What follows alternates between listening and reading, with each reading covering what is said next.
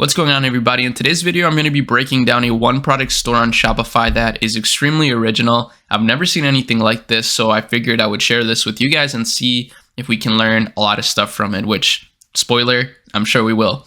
The store is called FreeWrite, and what they do is they create these modern looking typewriters. So basically, as you see, this is a product made for writers. It basically allows you to write without distractions. So without using your laptop, without using your phone, but still not with just a notebook, right? It's still using technology, kind of like typewriter, right?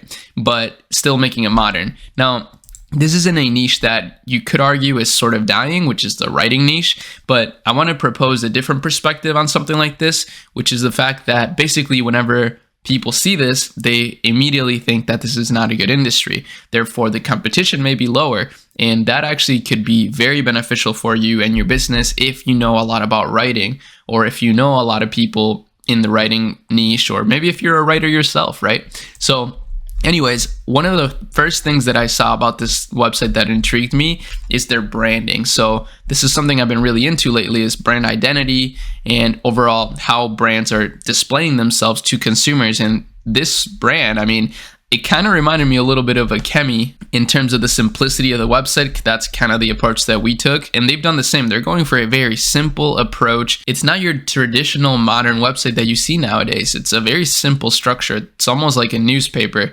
And as you see, this is the main landing page. It looks like really any other Shopify store, but they have a really nice font that they picked. So this is important, guys. Typography is very essential in creating your brand identity, and clearly they understand that. Now, their structure is super good. So if you have a electronics product, anything related to electronics, this is really something to note down in terms of conversion rate optimization.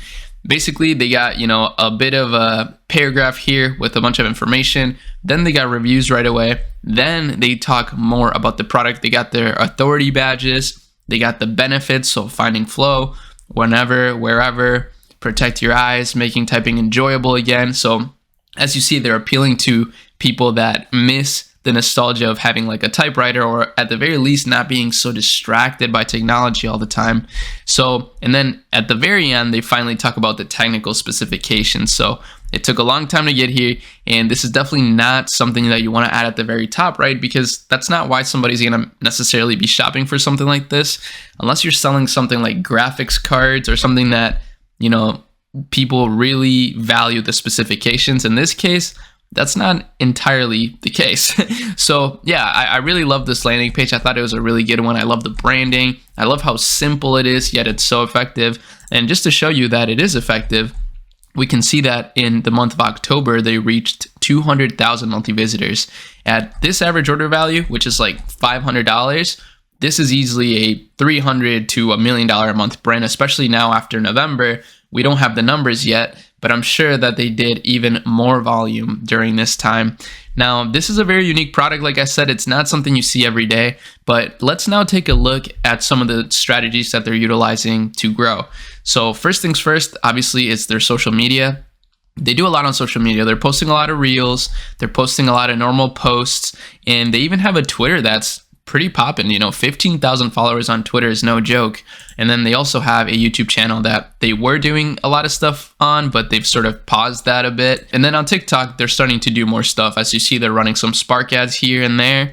Now, my sort of suggestion here for this brand, if anybody from FreeWrite is watching this for some reason, is focus more on TikTok, because there's so many content opportunities with a product like this, right? ASMR, that's one of them. People love hearing people type. Story times, people love story times on TikTok, and you could tell a story through somebody typing, and also displaying it through like a text-to-speech integration. TikTok has all that integrated into the app, so don't worry, it sounds complicated, but it's really not. And the reason why I think that's a good thing to focus on here is because that content can be repurposed on Instagram Reels, which clearly it would do very well since you're already posting stuff on here. And same with YouTube Shorts. I think YouTube Shorts are extremely undervalued still, especially soon enough when YouTube is going to enable monetization on YouTube Shorts. It's going to bring a lot of competition to this space, so it's probably a good idea to get on it now.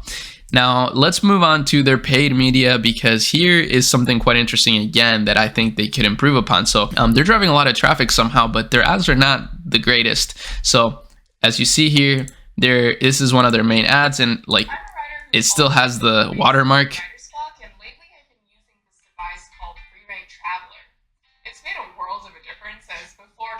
So you see, it's not that great of an ad, unfortunately. I don't think it's the best, but it still gets the job done. They talk about the pain points and stuff like that. This device is a beautiful smart typewriter made by FreeWrite that helps you crush writer's block, like great novelists, playwrights, and poets of the past who use pen and paper. It's pretty cool. I mean, I think it's a cool product. It's a really unique idea. It's like taking something that worked very well in the past, the typewriter, and modernizing it. So overall, I think this brand has so much potential to grow here. The last thing I want to talk about here, I mean, obviously they've already grown significantly. They're an amazing brand. The last thing I want to talk about though is their corporate structure a little bit. So I know that this isn't applicable to a lot of you guys, but this is stuff I've been learning a lot about lately. And basically the way that this company works is it's owned by a company called Astro House, and they own a bunch of different products in these similar categories. They have a bunch of different brands, and this is a really cool structure. This is sort of how I want to approach the Akemi brand. I want us to have our own proprietary brands underneath the umbrella. So that's kind of the corporate structure that I thought about a while ago, but I didn't really know how to explain it. And now that I see so many examples of it, it's pretty cool, and I want to just pass down a little bit of that knowledge to you guys, because I'm sure it can be relevant to maybe 1 or 2 people out there. But yeah, with that said, I mean, I hope you enjoyed this video. I thought this was pretty cool. I thought it was a very interesting product. I saw it on Instagram, and I was like, you know what, let me share this with my audience. I'm sure we can learn something from this niche overall. I'm always interested in every niche, to be honest with you. I think there's always something to learn out there. So I don't mind breaking it down, especially if I can make a video out of it. It's kind of like getting 2 birds with 1 stone. But yeah, I'm still at my girlfriend's parents' house, as you can see, but I'll be back soon. So be patient, and I'll see you on the next video. Peace.